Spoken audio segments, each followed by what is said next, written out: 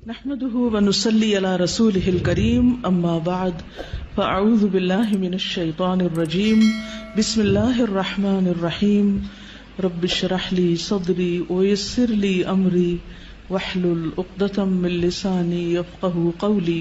پھر ہے نماز میں سورۃ الاخلاص کی تکرار۔ یہ بھی کسی نے سوال کیا تھا آپ میں سے۔ سوال تھا کیا یہ ممکن ہے کہ میں نفل نماز میں ایک ہی سورت پڑھوں؟ مثال کے طور پر میں سورۃ اخلاص کو ایک سے زیادہ مرتبہ پڑھتا جاؤں، گویا کہ میں ایک رکعت میں 100 دفعہ پڑھوں۔ بعض لوگ اس طرح کرتے ہیں نا، کئی لوگ وظیفے بتاتے ہیں، حاجت کے نفل بتاتے ہیں، یہ سورت 15 دفعہ پہلی رکعت میں اور دوسری میں، یہ سب خود ساختہ طریقے ہیں۔ الحمدللہ ایک ہی رکعت میں یا 2 رکعت میں کسی سورت کو بار بار لوٹا کر پڑھنے میں کوئی حرج نہیں ہے، کوئی اس میں منع نہیں کیا گیا کہ 2 دفعہ نہیں پڑھ سکتے، 3 دفعہ نہیں پڑھ سکتے۔ خاص طور پر قل هو اللہ احد، کیونکہ اس کی بہت عظیم فضیلت ہے، کیونکہ یہ سورت توحید اور رب تعالیٰ کی صفات پر مشتمل ہے۔ امام بخاری نے روایت کیا کہ ابو سعید خدری سے روایت ہے کہ ایک آدمی نے دوسرے آدمی سے سنا کہ وہ قل هو اللہ احد بار بار پڑھ رہا ہے۔ جب صبح ہوئی تو اس نے رسول اللہ صلی اللہ علیہ وسلم کی خدمت میں حاضر ہو کر اس واقعے کا ذکر کیا، گویا وہ اس عمل میں کوئی بڑا ثواب خیال نہ کرتا تھا۔ تو رسول اللہ صلی اللہ علیہ وسلم نے فرمایا مجھے اس ذات کی قسم جس کے ہاتھ میں میری جان ہے، یہ سورت قرآن کی 1 تہائی کے برابر ہے۔ لیکن 2 کاموں سے بچنا ضروری ہے تکرار میں۔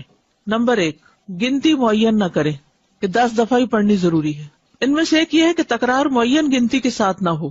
اگر وہ معین کر لے گا، یعنی فکس کر لے گا، وہ نہ اس سے زیادہ پڑھے گا نہ کم، تو یہ بدعت ہوگی، کیونکہ یہ خود ساختہ طریقہ ہے، خود ایجاد کیا، لوگوں کو پابند کیا۔ یعنی کچھ لوگ اس طرح کی چیزیں لکھ کر عام کر دیتے ہیں یا دوسروں کو کہتے ہیں 3 دفعہ لازمی پڑھنا ہے۔ مذکورہ حدیث میں گنتی کی تعین نہیں، نہ ہی یہ سلف سے معروف ہے، اور جو چیز شریعت میں متعین نہیں اس کی تعین جائز نہیں، اس کا بغیر کسی تعین کے مطلق ہونا جائز ہوگا۔ جیسے لوگ کہتے ہیں نا کتنی دفعہ آیت کریمہ پڑھیں، وہ کہیں نہیں بتایا گیا کتنی دفعہ، جتنا سہولت سے پڑھ سکتے ہو۔ حضرت یونس علیہ السلام کے بارے میں کچھ نہیں ملتا کہ انہوں نے 100 دفعہ پڑھا یا 1000 دفعہ پڑھا۔ اصل بات یہ کہ پڑھنے کی کوالٹی کیا ہے، یہ زیادہ امپورٹنٹ ہے۔ نمبر 2، اسے عادت نہ بنایا جائے کہ مثلا ہر روز فجر کی نماز میں آپ پہلی رکعت میں 20 دفعہ، دوسری میں 15 دفعہ قل هو اللہ پڑھ رہے ہیں، یہ نہیں ہونا چاہیے۔ انسان جب بھی رات کو قیام کرے تو ایک سورت کے بار بار پڑھنے کو عادت نہ بنا لے کہ آپ دیکھیں کہ کوئی شخص ہر رات ایک ہی سورت پڑھتا ہے اور اسے تبدیل نہیں کرتا، یہ بھی مشروع نہیں، نہ سلف صالحین کے عمل میں سے ہے۔ بس جب وہ اس کام کو کرنا چاہے تو کبھی کبھار ہی کرے، اس پر دوام نہ کرے۔ اس کو چاہیے کہ سنت کے عمل کو اور اس کام کو عادت بنائے جس پر پہلے لوگ عمل کیا کرتے تھے۔ وہ ہر رکعت میں سورۃ الفاتحہ کے ساتھ کوئی ایک سورت پڑھے یا کسی سورت کا کچھ حصہ پڑھے، اور تکرار کرنا جو ہے وہ کچھ افضل نہیں ہے، اگرچہ پڑھنے میں کوئی حرج نہیں، لیکن اس میں کوئی ایسا نہیں کہ یہ زیادہ ثواب کا کام ہے۔ اوکے، کیونکہ آپ نے اسی کی فضیلت بتائی نا کہ وہ تو 1 تہائی قرآن کے برابر ہے، تو سورت کو معمولی کیوں سمجھتے ہو؟ اور تکرار سے منع نہیں کیا تھا، لیکن تکرار فکس کرنا جو ہے اپنے پاس سے وہ ٹھیک نہیں۔ سورہ ملک ہم عشاء کے آخری 2 رکعت میں پڑھ سکتے ہیں؟ جی پڑھ سکتے ہیں، چاہے فرضوں میں پڑھیں چاہے نفلوں میں پڑھیں، تو وہ اس کی تلاوت کا وہ حق ادا ہو جائے گا انشاءاللہ۔ لیکن اس کو لازم اس وقت پابند نہ کر لیں اپنے آپ کو، کبھی اس میں پڑھیں کبھی نہ بھی پڑھیں۔ ابھی ہم نے پڑھا تھا کہ حضرت عثمان رضی اللہ عنہ نے رکوع کے پہلے پڑھنی شروع کی تاکہ جو ہے ان کو رکعت مل جائے لوگوں کو، تو اس صورت میں سورہ فاتحہ تو مس ہو گئی، تو پھر ہمیں رکعت ریوائز کرنی پڑے گی، ریپیٹ کرنی پڑے گی؟ نہیں، جب وہ آئے گا لمبا ہو جائے گا نا، جیسے 1 رکعت ویسے تو چھوٹی ہو جاتی ہے، لیکن اگر قنوت پڑھنی شروع کی تو لمبی ہو گئی رکعت، جی، تو وہ پھر سورۃ فاتحہ آ کے پڑھ لے گا اپنی، کیونکہ رکعت لمبی ہو گئی ہے نا۔ اچھا، وہ خود سے پڑھ لیں گے؟ خود سے پڑھ لے گا نا، ٹھیک ہے۔ امام کی اگر مس بھی ہو جائے اور انسان خود سے پڑھ لے تو نماز ہو جائے گی۔ ساتھ میرا یہ سوال کہ جیسے 30ویں سپارے کی جب صورتیں بڑی یاد کرنے لگتے ہیں تو پھر اسپیشلی جیسے سورہ اخلاص جیسی صورت ہے تو وہ ہم لوگ کم پڑھنے کی وہ کرتے ہیں، تو میرا یہ تھا کہ جب میں نے بخاری کے اندر اس کی فضیلت پڑھی سورہ اخلاص کی تو اس کے بعد میں نے اپنی ہر نماز کے اندر اس کو شامل کر لیا، کسی بھی ایک رکعت میں میں پڑھتی تھی یا پھر آخری رکعت میں اس کو رکھ لیا، تو یہ صحیح ہے ایسا کرنا یا نہیں؟ جی دیکھیے، مسنون ہے، فجر کی 2 سنتوں کی دوسری رکعت میں اس کا پڑھنا مسنون ہے، مغرب کی 2 سنتوں میں دوسری رکعت میں پڑھنا مسنون ہے، اسی طرح ظہر کی سنتوں میں بھی آپ 2 سنتوں کے آخری رکعت میں اس کو پڑھ لیں، سنت کی دوسری رکعت میں اس کو پڑھنا جو ہے وہ تو سنت سے بھی ثابت ہے، حتیٰ کہ وتر کے بھی آخری رکعت میں۔ دیکھتے ہیں کہ قبولیت دعا کے اسباب کیا ہیں۔ فصل پنجم، بعض لوگوں کی دعا بسا اوقات بہت جلد قبول ہو جاتی کیونکہ وہ سخت ضرورت مند ہوتے ہیں، ضرورت ان کے اندر اضطرابی کیفیت پیدا کر دیتی ہے، ہلچل مچا دیتی۔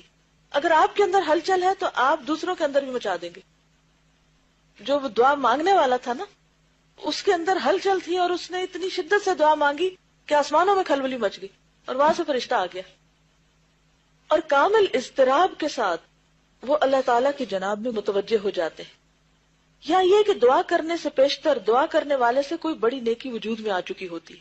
یہ جو پہلی بات ہے نا اضطراب کی، تو اس کے بارے میں قرآن پاک میں بھی آتا ہے نا، اَمَّن يُجِيبُ الْمُضْطَرَّ اِذَا دَعَاهُ وَيَكْشِفُ السُّوءَ. تو جو مضطر ہوتا ہے نا، بے قرار ہوتا ہے، بے چین ہوتا ہے، اور اس بے قراری میں اپنے رب کو پکارتا ہے، لوگوں کو نہیں، اپنے رب کو پکارتا ہے اور تڑپ تڑپ کے پکارتا ہے، رو رو کے پکارتا ہے، تو رب سنتا ہے. اور اگر یقین نہیں تو اللہ تعالیٰ پوچھتے ہیں اَمَّن يُجِيبُ الْمُضْطَرَّ، یا کون ہے پھر وہ جو مضطر کی دعا سنے، بے قرار کی دعا سنے، بے قرار کو جواب دے. کوئی انسان ایسا نہیں کر سکتا، کوئی اور مخلوق نہیں کر سکتی. وَيَكْشِفُ السُّوءَ، اور دور کر دے تکلیف کو. تو یہاں پر نمبر 1 لکھ کے نا اضطراب لکھ لیں، تاکہ آپ کو یاد رہے کہ دعا کے قبولیت کے لیے مجھے اپنے اندر اضطراب پیدا کرنا ہے. علامہ اقبال نے بھی اس کی دعا مانگی تھی نا آپ کے لیے. کیا؟ خدا تجھے کسی طوفان سے آشنا کر دے کہ تیرے بحر کی موجوں میں اضطراب نہیں. اب اتنے سکون میں ٹھنڈے ہیں. میں سوچ رہی تھی جن دنوں میں آئی تھی، تو میں سوچ رہی تھی ان دن کو حالات بڑے پریشان کن تھے، سب کے چہروں پہ پریشانیاں نظر آتی تھی، اور ہر کوئی اس بات کی تلاش میں تھا کہ کوئی چیز ہو کہ ہم کریں، کچھ پڑھیں کہ ہماری پریشانی دور ہو. اور پھر مجھے لگتا ہے کہ لوگوں نے بڑے دل سے دعائیں کی، تو اللہ تعالیٰ نے رحمت کی، اور آج کل ذرا سکون ہے. تو میں سوچ رہی تھی آج صبح ہی کہ اللہ تعالیٰ عافیت میں رکھے، امن اور سکون میں ہی سب کو رکھے، لیکن یہ عافیت ہم کو اللہ سے دور نہ کر دے کہ ہم اپنی پرانی روٹین میں اس طرح آ جائیں کہ بس پھر اسی ڈگر پہ چل پڑے، اور جو چند باتوں کی اصلاح کی ہے وہ پھر غارت کر دے، مٹی میں ملا دے. ایسا نہیں کرنا. تو جب کبھی بھی کوئی اضطراب آتا نا، کوئی ہلچل ہوتی ہے، تو اس کو اپنے لیے برا نہ سمجھا کرے. مانگے مت کہ اللہ کو مصیبت ڈال، ایسا نہیں کہہ سکتے، اور نہ کبھی کہنا چاہیے. اللہ تعالیٰ کو عافیت کی دعا بہت پسند ہے، لیکن کسی بھی چیز پر دل پریشان ہو، بے قراری ہو، تو فوراً اللہ کی طرف رجوع کرے. آپ پازیٹو سوچیں، آپ سوچیں بس وقت آ گیا کہ میں اللہ کی طرف اور شدت سے رجوع کروں، جو میں نے عام دنوں میں کو نہیں کرنا تھا. اور عام دنوں میں جب ہم نہیں کرتے تو پھر آخرت میں وہ جو اجر جمع ہو رہا ہے وہ کیسے جمع ہوگا؟ تو یہ بھی اللہ تعالیٰ کی رحمت کا ایک طریقہ ہوتا ہے. اسی لیے بعض لوگ تکلیف کے آنے پر بھی الحمدللہ کہتے ہیں، اور نبی صلی اللہ علیہ وسلم تو الحمدللہ علی کل حال، کہ اللہ تو نے اپنے قریب ہونے کا ایک موقع دے دیا. اس پر بھی تیرا شکر ہے. وہ شکایتی نہیں ہوتے، وہ کمپلینٹس نہیں کرتے، وہ ناراض نہیں ہوتے اللہ سے. حدیث میں آتا ہے کہ جب اللہ کسی قوم سے محبت کرتا ہے تو ان کو آزمائش میں ڈال دیتا ہے، پھر وہ آزمائش اس بندے کو مضطرب رکھتی ہے، اور پھر اس اضطراب میں بندہ تڑپ تڑپ کے پکارتا ہے اللہ کو. اور شیطان کیا کہتا ہے؟ اللہ تو تم سے ناراض ہے، تمہاری تو یہ دعا بھی نہیں سنی جائے گی. اور بعض اوقات ہم کس طرح شیطان کی سن بھی لیتے ہیں. ہاں واقعی اتنی دفعہ تو مانگ چکی ہوں، کہاں سنی جائے گی. تو ایک وجہ تو یہ ہوتی ہے دعا کی قبولیت کی کہ مانگنے والے کے اندر، کیونکہ پیچھے ہم نے پڑھا تھا نا رکاوٹ کہاں سے آتی ہے، یا مانگنے والے کی طرف سے یا جس کے لیے مانگی جا رہی ہے. تو پہلی چیز ہوتی ہے قبولیت کی وجہ میں سے اضطراب، یا یہ کہ دعا کرنے سے پیشتر دعا کرنے والے سے کوئی بڑی نیکی وجود میں آ چکی ہوتی. بعض اوقات انسان کوئی نیکی کرتا اور اس کو خیال بھی نہیں ہوتا کہ اس نے نیکی کی. مثلا کوئی شخص انتہائی غمگین تھا، دکھی تھا، آپ اس کو دیکھ کے اسمائل کیے، اس شخص کا غم تھوڑی دیر بھول گیا، آپ نے سلام کیا، جا کے حال پوچھا. اب دیکھنے میں تو کیا ہے، یہ آپ نے تو بس ایسے ہی ایک روایتی سا کام کر لیا اور کیا اللہ کے لیے. حقیقت میں کیا تھا؟ اسمائل بھی چیریٹی تھی، صدقہ تھا. سلام کرنا دعا تھی، آپ دوسرے کے لیے کر رہے، اللہ نے آپ کے لیے سلامتی لکھ لی.